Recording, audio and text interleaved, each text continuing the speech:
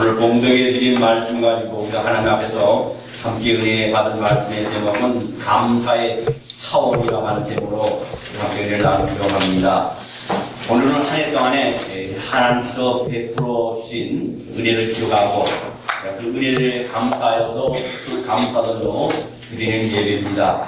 추수감사절은 이스라엘의 3대 절기 중에 하나입니다. 이스라엘 백성들이 한 해 동안에 농사한 모든 곡식을 거두어서 저장한 후에 하나님의 은혜에 감사하면서 일주일 동안에 지켰던 이 수장절에서 그 기원을 찾아볼 수 있습니다. 교회적으로는 영계 청교도들이 미국으로 건너온 후에 농사를 지어서 하나님께 감사 예배를 드린 데서 추수감사절이 유래가 되었습니다. 1620년 신앙의 자유를 찾아서 나선 영국의 청교도 102명이 네덜란드 암스테르담에서 출발해서 암스테르담 메이플라워를 타고 66일간의 사투 끝에 대서양을 횡단해서 미 대륙 동북부에 있는 매사추세츠를 66일 동안 항해를 해서 도착을 하게 됩니다. 이 청교도들이 이 대륙에 도착한 때는 겨울이었기 때문에 그들은 심한 식량 부족과 함께 추위와 기후차의 영향, 또 질병으로 인해서 그 첫 겨울에 44명이 죽음을 당하게 됩니다. 그 나머지도 질병으로 여러 피해를 고생을 합니다. 그때 심한 고통 속에 그들을 도와준 사람들이 있었습니다. 그것은 마음씨 좋은 인디안들입니다. 이 인디안들이 이 대륙의 원주민이지만 이 인디안들이 어려운 처지에 놓여있는 이 청교도들을 돕기 위해서 옥수수 등 곡식을 그들에게 갖다 줬고 농사 짓는 방법을 그들에게 가르쳐 줬습니다. 이들의 도움으로 다음 해인 1622년에 청교도들은 풍성 곡식을 추수할 수 있었습니다. 이에 청교도들은 지도자였던 윌리엄 브레포드라고 하는 사람이 이에서 우리가 첫해 이렇게 귀한 곡식을 통해서 풍성한 풍년을 우리가 얻었으니까 먼저 하나님께 감사하고 또 이 세상에서는 인디안들이 우리가 먹을 거 없고 춥고 배고픈 가운데서도 우리에게 곡식을 갖다 주고 우리에게 농사 짓는 것을 도와준 그들을 우리가 초청해서 그들에게 잔치를 배설하고 그 다음 뭡니까? 터키를 잡아가고 그들에게 제공하자 하는 그런 마음의 취지에서 그들을 불러다가 추수감사를 예배드리고 그들에게 잔치를 배설했습니다. 그래서 신대륙에서 깊은 첫 감사 추수감사절을 드린 것이 계기가 되었습니다. 이것이 바로 오늘날 우리가 지키는 추수감사절이에요. 그런 후에 169년이 지난 후에 1789년에 미국 초대 대통령인 조지 워싱턴에 의해서 11월 26일을 추수감사절로 개정을 하고 지금까지 계속 추수감사절을 지내고 있습니다. 우리 한국에서는 11월 셋째 주일을 추수감사절로 우리가 예배를 드립니다. 여러분, 우리가 성경에 보면 아주 열악한 상황 속에서 감사한 사람들이 참 많이 나옵니다. 그 중에서도 가장 대표적인 인물을 보면 우리가 욥과 오늘 공동의 말씀의 주인공인 하박국입니다. 이 욥은 우리가 너무나 잘 아는 것처럼 하루 한 날에 온 재산과 또 그에 깔린 10명의 자녀를 다 잃어버렸습니다. 그뿐입니까? 그는 온몸에 악창이 걸려갖고 기압을 깨서 자기의 몸을 벅벅 붉을 정도로 그렇게 질병을 해서 고통을 당했습니다. 세상에 이런 불입을 당한 사람은 없을 겁니다. 아무리 세상을 다 들어와도 이렇게 불안하겠어요. 온 재산이 있고 자녀를 다 잃어버리고 마누라도 떠나고 자기 자식도 죽은 것뿐만 아니라 친구들도 다 떠났습니다. 거기 자기 몸 병이 들어가지고 죽을 지경입니다. 그러나 그는 그럼에도 불구하고 성경에 보면 욥기 1장 보면 그럼에도 불구하고 하나님을 원망하고 하나님에 대한 불평한 없이 그리고 하나님을 찬양하며 기쁨으로 찬양한 것을 우리가 보게 됩니다. 하박국도 마찬가지입니다. 하박국도 BC 600년경에 유다에서 활동한 선지자입니다. 그때 이 바벨론의 침략으로 유다는 온통 폐허가 되었습니다. 가나안의 주요 산물인 무화과 나무와 또 포도나무와 감람나무를 비롯해서 밭에 심어놓은 모든 식물들을 다 파헤치고 다 짓밟아버렸습니다. 거기에 더해서 소떼와 양떼가 다 내쫓아버렸습니다. 그럼에도 불구하고 하박국은 본문 18절 말씀에 이렇게 감사의 찬송합니다. 뭐랍니까? 나는 여호와로 말미암아 즐거워하며 나의 구원의 하나님으로 말미암아 기뻐하리로라. 여기는 우리의 감사의 차원이 틀리다는 걸 압니다. 우리는 주신 것에만 감사하시죠. 있는 것에만 감사합니다. 손에 잡힌 것에만 감사합니다. 우리가 느껴지는 것에만 감사할 때가 참 많지만 이 하박국 선지자는요, 없는 가운데서 다 잃어버린 가운데서도 감사할 수 있었다는 것입니다. 오늘 감사들을 맞이해서 우리가 찬양할 예배를 드리면서 찬양을 통해서 우리가 은혜를 받았습니다. 그 찬양 뭡니까? 기뻐할 수밖에 없는 가운데서 찬양하고 감사하는 것이 아니라 어려운 환경 속에서도 절망 가운데서도 감사하는 그런 찬양인 것처럼 오늘 우리가 그 20절만 거기서 부르는 것이 아니라 우리의 삶 속에서 그런 환경과 그런 역경과 고난의 시간이 온다 할지라도 이런 감사가 넘치는 복된 저와 여러분 되시기를 주의 이름으로 축원합니다. 감사하는 소망, 감사가 없는 소망은 의식 불명의 소식이나 마찬가지입니다. 감사 없는 생애는요, 차라리 메마를 써요. 마귀는 우리 믿는 사람들에게 제일 먼저 뭘 갖다 시험을 하는가 합니까? 감사를 뺏어갑니다. 마귀는 우리에게 와서 기쁨을 뺏어갑니다. 그러면 우리가 신앙생활을 가운데 어떤 상황에서라도 내가 감사가 없고 기쁨이 없으면 이미 마귀의 시험이 든 겁니다. 마귀가 그를 지배하고 있는 겁니다. 마귀가 그 영혼을 지배하고 그 육체를 지배하게 되면 질병이 올 수밖에 없고 경제적인 어려움이 올 수밖에 없고 가정에 문제가 생길 수밖에 없고 사업에 문제가 생길 수밖에 없습니다. 그뿐만 아니라 영적으로 피폐해가지고 감사가 사라지고 기쁨이 사라집니다. 불만과 불평이 나옵니다. 눈에는 은혜의 눈이 없습니다. 사랑의 눈이 없습니다. 긍휼의 눈이 없습니다. 그저 원망과 불평이 나와 뭔가 저주의 입술로 불평만 하게 됩니다. 사람의 마음이 메마르면요, 그 마음이 가장 먼저 사라지는 것이 바로 감사예요. 그것이 감사하는 마음이 사라지게 되면 그 영혼은 피폐할 수밖에 없어요. 하나님께서 사람들에게 좋은 환경을 주시고 좋은 부모를 주시고 좋은 자식을 주셔서도 이 땅의 집집마다 다 찾아보면요, 감사보다는 불평, 불만이 더 많아요. 여러분 한번 집에 돌아가셔서 우리가 원래 11월 26일은 추수감사절 미국의 추수감사절이지만은 한번 감사의 조건을 한번 적어보기 바랍니다. 얼마나 감사한 건 많은지. 저는 금년에는 적어보지 않고 작년에 적어봤는데 113개나 되더라고요. 감사할 것이 많아요. 오늘 제가 우리가 찬양할 때 스웨덴에서 만든 곡을 찬양하면서 그 소개를 하지 않았어요? 원래 그 가사에는 32가지 감사의 내용이 들어가 있다고 했어요. 어떻게 32가지만 감사할 수 있겠습니까? 감사할 수 있는 너무 많아요. 우리의 신체 갖고만 해도 얼마나 감사합니까? 볼 수 있는 거 감사하고, 춤출 수 있고, 냄새 맡을 수 있는 거 감사하고, 먹을 수 있는 거 감사하고, 내 입을 열어서 하나님을 찬양할 수 있는 거 감사하고, 내 눈을 열어서 하나님의 말씀을 볼 수 있는 거 감사하고, 귀가 열려서 하나님의 말씀을 들을 수 있는 거 얼마나 감사합니까? 그것만 해도 벌써 10개가 넘어요. 우리 육체적으로 손을 만질 수 있고, 우리의 감각을 느낄 수 있고, 또 우리가 편안히 잠을 잘 수 있는 거 얼마나 감사합니까? 숨 쉴 수 있는 거 얼마나 감사합니까? 물 맛을 알 수 있는 거 얼마나 감사해요? 목구멍을 뚫어서 음식을 뒤지지 않는 거 얼마나 감사합니까? 이리 봐도 감사하고 저리 봐도 감사해요. 문제는요, 가진 것이 많고 적음의 문제가 아니라 그 감사의 조건들을 발견하지 못한 데서 있다는 것입니다. 아무리 하나님께서 나에게 채워주시고 복 주셔서 할지라도 내 입에서 감사가 없으면 그건 진정한 하나님의 복이 아니라는 것입니다. 감사할 조건이 늘 우리 곁에 있는 시점에도 그걸 발견하지 못한 사람이 얼마나 많이 있습니까? 우리 가정에 돌아가면 우리 자녀들을 통해서 우리 남편과 아내를 통해서 얼마나 감사합니까? 우리 남편들이 축사하지만 얼마나 좋은 믿음의 식구들이 있습니까? 혹시 다른 교회에 출석하시다 오늘 이 교회에 오신 분이 계실지 모르지만 저는 이 어스트뿐만 아니라 텍사스에서 아니 미주에서 세계에서 우리 남편교회가 제일 행복한 교회이고 제일 복받은 교회라고 저는 자신합니다. 한쪽 아무리 큰 것을 쓰고 좋은 것을 주셔도 그 뜻을 모르고 의미를 모르고 고방을 모르면 아무 소용이 없어요. 그런 것에도 무슨 감사의 기도가 나올 수 있겠습니까? 감사가 넘치는 자만이 감사의 기도가 나오고 감사의 찬송이 나온다는 것입니다. 오늘 보면 17절 보지 바랍니다. 기가 막히게 감사해요. 비록 무화과나무가 무성하지 못하며 포도나무에 열매가 없으며 감람나무에 소출이 없으며 밭에 먹을 것이 없으며 우리의 양이 없으며 외양간에 소가 없을지라도 감사하게 받았습니다.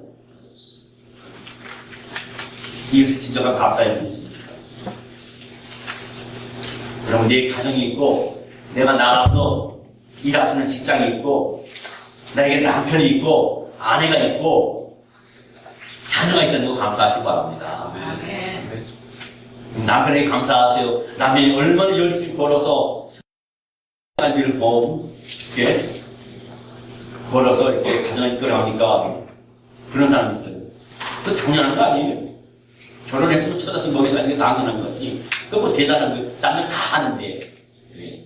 못된 마음이에요. 이걸 할례를 받아야 돼요. 아니면 그 입을 뽀매버리든가, 제목들로, 최신식 제목들로. 아니면 그 사람을 갖다 더 북한에 내버리든가. 여러분, 남들이 직장 나가서 힘도 없고 피곤한데도 가정에 대한 책임집니까? 가정을 책임지지 않아서 그 아내가 쇠가 빠지게, 경상도 말로 쇠가 빠지는 쇠가 문자를 쇠가 빠지고, 고생하는 그 친구들이 얼마나 많고, 엄마들이 얼마나 많습니다. 아내가 얼마나 많습니다. 그래도, 그나마 시간을 벌어서 짚고 부릴 만한 시간을 가져서 갖다 주는 거 감사해야 돼요. 불평불만하지 마세요. 고가 보지 마세요. 그가 보도 당연한 거지, 그러면 하나님 고가서 쏙 갖고 가버려요. 아내는 감사하세요. 아무리 아내가 장사를 한다 하더라도 나 잘 되라고 가정 잘 키워줘서 하는 거 아니겠어요? 자녀 있는 거 감사하세요. 자녀에게 큰 소리 치지 마세요. 우리 일용할 양식이 있고 호흡할 공기가 있고 이 모든 것은 얼마나 감사할 조건입니까? 특별히 우리가 구원받은 걸 얼마나 감사합니까? 천만 중에 만만 중에 내가 너를 집에 가야 불러내니 너는 내 것이라 내가 모텔부터 너를 조성하였고 너를 안받으더라. 하늘나라의 생명 영식에 주님의 이름을 용명시켜줄 줄 믿습니다. 여러분 가까이 있는 감사의 조건들을 발견하시고 그로 인해서 감사하시기 바랍니다. 시련과 환난 중에서도 하나님의 섭리를 바라보고 감사하시기 바랍니다. 왜냐하면 로마서 8장 28절 말씀에 한 명까지 손을 드리려고 여러분 감사는 입장에서 사람이 할 수 있는 가장 아름다운 언어고 가장 아름다운 정신입니다. 그리고 감사는 환경이나 정권이 문제가 되지 않아요. 정말 진정 감사하는 조건은요, 환경을 초월합니다. 있는 것에, 채워진 것에 감사하는 것은 누구나 할 수 있는 감사예요. 그러나 어려운 환경 속에서도, 질병 속에서도, 건식과 걱정과 염려 쌓이는 가운데서도 감사하는 것이 정말 차원에 있는 감사라는 겁니다. 우리 믿는 자들은, 특히 우리 양들교회 여러분 오늘 이 시간에서 세상의 조건적인 그 감사에 뻗어나서 어렵고 힘든 가운데서도 감사할 수 있는 정말 감사의 차원이 달라진 믿음의 사람들이 되시기를 주의 이름으로 축원합니다. 대부분 시편의 대부분은 감사 찬양합니다. 감사 찬양. 그래요.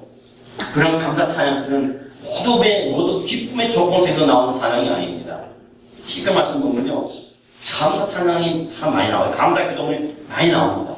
근데 그 모든 것을 보면요, 상당수가 다 환난과 고난을 겪으면서 고난 속에서도 고백한 감사시가 바로 이 시편입니다. 이 세상에서 가장 깊이 있고 최고의 능력을 가지고 있거든요. 감사기도예요. 감사하는 마음이 있는 곳에 하나님의 사랑이 임하고, 감사의 찬송이 있는 곳에 하나님의 은혜가 임하고, 감사하는 삶이 있는 곳에 천국이 임할 줄 믿습니다. 아멘. 이것은 의심 없는 하나님의 선물이에요. 오늘 본문에도 그랬습니다. 거기 감사할 조건들이 하나도 없습니다.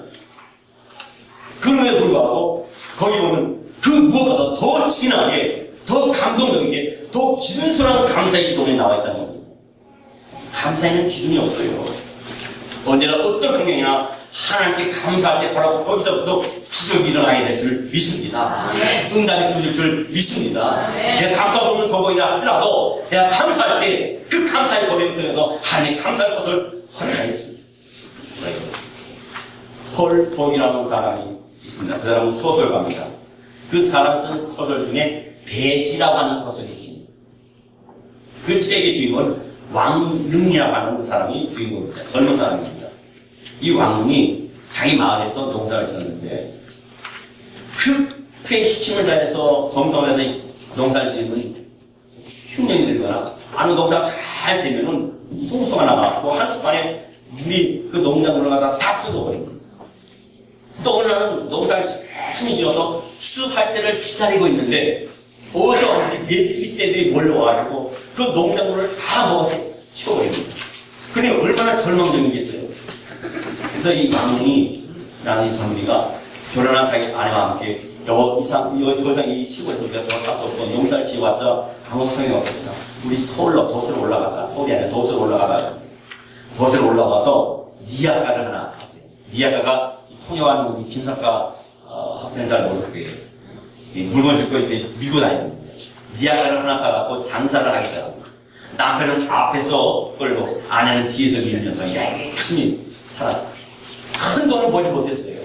그냥 그날 벌이 사면서 조금 이게 좀 모을 수 있을까 그런 수고와 애를 씁니다. 그럼에도 불구하고 거기서 행복을 느끼는 거예요. 어느 몇 년 정도 되니까 돈이 모아졌어요. 돈이 모아지니까 그걸 가지고 자기 고향으로 돌아갑니다. 돌아가서 또 농사를 짓는데 그때는 농사가 잘 되는 거예요. 잘 되다 보니까 엉뚱한 일이 생깁니다. 그런 말이 있잖아요. 죄송한 얘기 아이디어에서 좀 이렇게 사용하기가 좀 부담스러운 건 하지만은 배부르고 등 따서는 딴짓을 한다고 이 남편이 외도를 합니다. 바람이 납니다.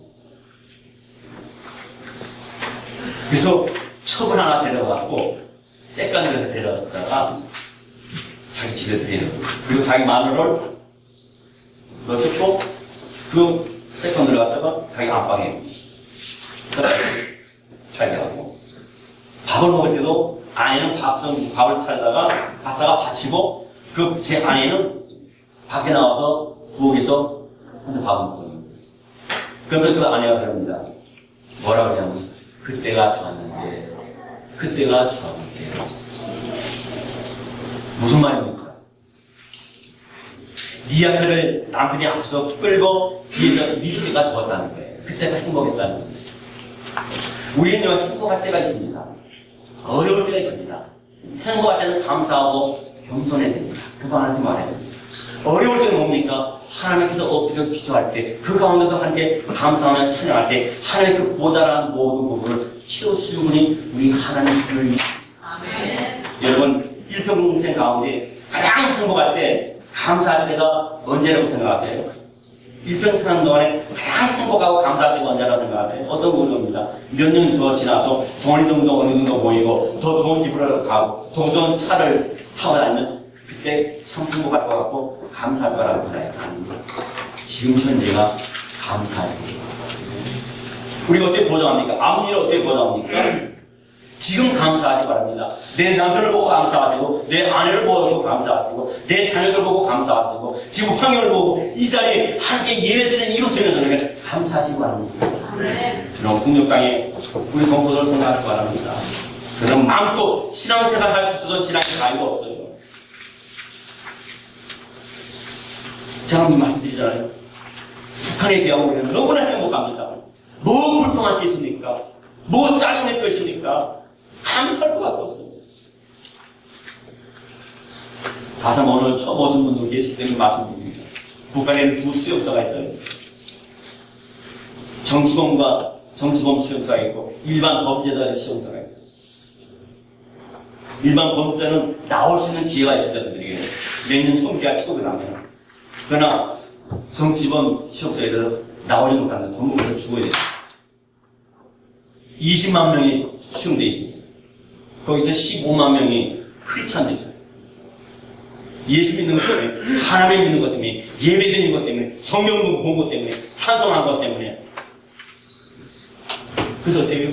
기도했다 그래 그들이 어떻게 합니까? 형들이 말하는 게 손을 이렇게 모으게 하고 여다가 나사를 박을 수 있도록 내어라 그럴까요?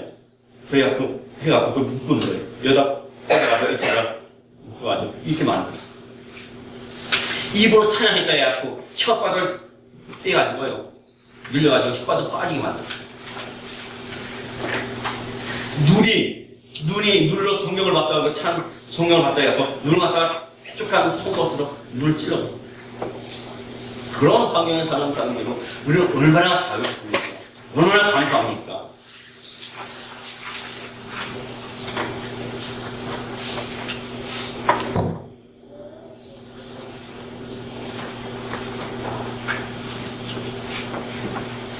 바로 지금 우리가 감사할 때 있는 것입니다. 작은 것에 감사할 때 하늘 그 작은 것에 감사하는 그 이런 것은 더 큰 것을 우리에게 채워주세요. 바로 오늘이 우리가 감사할 때 있는 것입니다. 하박국 선지자는 지금 인간적으로 말하자면 도저히 감사할 수 없는 입장입니다. 무화과나무가 무성하지도 않고 포도나무에 열매가 없고 감람나무에 소출이 없습니다. 어디를 봐도 감사할 조건은 아무것도 없어요. 양떼, 소떼가 다 살아났습니다. 지어놓은 모든 농사가 다 축발했습니다. 그런데도 그리할지라도 나는 여호와로 인하여 기뻐하리로다. 이 얼마나 자녀를 감사하게 됩니까? 수준이 틀려요. 차원이 틀려요. 이것이 진정 감사가 무엇인지 아는 사람의 기도의 길이 있습니다. 하나님 이렇게 현재의 감사할 줄 아는 사람에게 하나님 복을 주시고 기회를 주시고 후에 더 풍성하게 채워주신 분이 하나님을 주십니다. 우리가 자녀를 키울 때도 있잖아요. 뭐 주면 뭐 이거 줬냐고 주고 싶어요. 같이는 갈도 하고 있잖아요. 어떤 분이 결혼을 했어요. 부부가 결혼했는데 남편은 고기를 싫어해요. 근데 이 아내는 고기를 너무 좋아해요. 근데 남편의 식성을 잘 모르니까 결혼해갖고 그러니까 삼계탕을 아주 맛있게 끓여서 나 여보 와서 식사해 했더니 남편이 따고 그러니까 자기 싫어하는 삼계탕이거든. 나 이거 안 먹어. 이 안에 얼마나 화가 났든지 그러면 안 되겠지만 그 삼계탕을 다 엎어버렸어. 여러분 복 받을 때 복 받지 말아야 돼요. 지금도 하나님에게 계속 복을 내주세요. 은혜해 주십니다. 사랑할 수 있습니다. 우린 여기서 감사의 차원이 달라요. 여러분은 바로 지금 순간에 감사할 때임을 알고 매 순간마다 감사의 삶을 사실을 주님으로 축원합니다. 말씀을 마치겠습니다. 세상에는 건강, 지위, 재산, 가문, 학벌, 건전한 가족 구성원 등등 남이 부러워할 만한 역경들을 한 가정이 가져 있습니다. 남이 다 부러울 만한 그런 가정인데도 불구하고 거기에 불평불만한 사람들이 얼마나 많습니까? 그러나 남이 보기에 아무리 고통스러워 보이는 삶이 여건이 있다 할지라도 그 가운데서도 감사하는 사람이 있는 것입니다. 본인의 기본적인 자세만, 기본적인 시장만 제대로 갖추고 있다면 감사가 충만한 생애를 살게 될 줄 믿습니다. 시편 50편 14절 말씀에 감사로 하나님께 제사를 드리며 지전하신 이에게 너의 소원을 갚으며 팔남에 나를 부르라 내가 너를 건지리니 너가 나를 영화롭게 하리로다 하십니다. 우리는 늘 감사하는 삶을 살며 하나님을 영화롭게 하고 그로 인해서 하나님의 은혜와 복속에 더 감사가 넘치는 풍성한 여러분의 되시기를 주임으로 축원합니다. 기도하겠습니다.